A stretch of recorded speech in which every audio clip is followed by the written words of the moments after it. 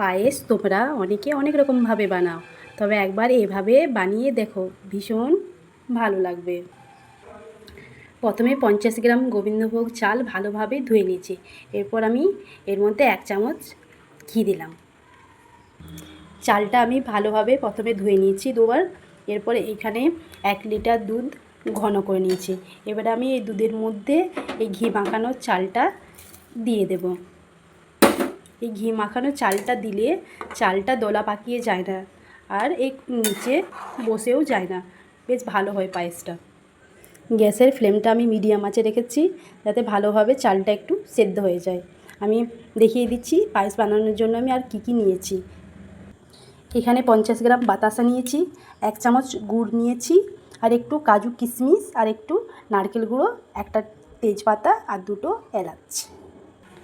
একটা ছোট পাত্রে আমি কিছুটা দুধ তুলে রেখেছিলাম, তার মধ্যে একটা ছোট গুঁড়ো দুধ মিশিয়ে দেব।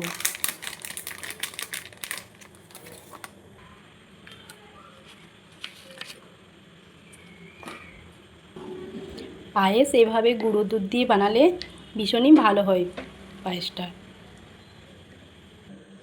কয়েক মিনিট পর দেখো চালটা আমার সেদ্ধ হয়ে এসেছে।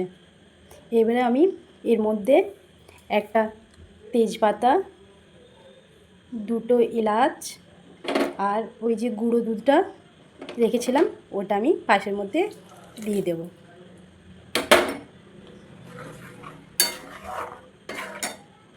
দেখুন পায়েসটা আমার ঘন হয়ে এসেছে। এবার আমি পায়েসের মধ্যে এই যে রাখা কাজু কিশমিশ দিয়ে দেব।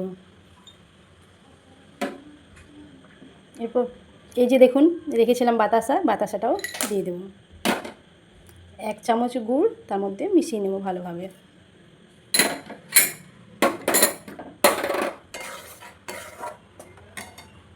আর কিছুটা নারকেলের গুঁড়ো রেখেছিলাম, সেটাও পায়েসের মধ্যে দিয়ে দেব।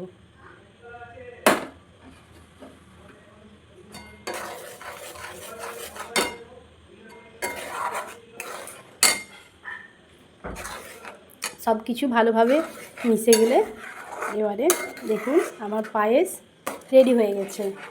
পায়েসটা বেশ ভালো ঘন হয়েছে, আর বেশি ঘন করব না, কারণ পায়েস এমনিতেই ঠান্ডা হলে একটু ঘন হয়ে যায়।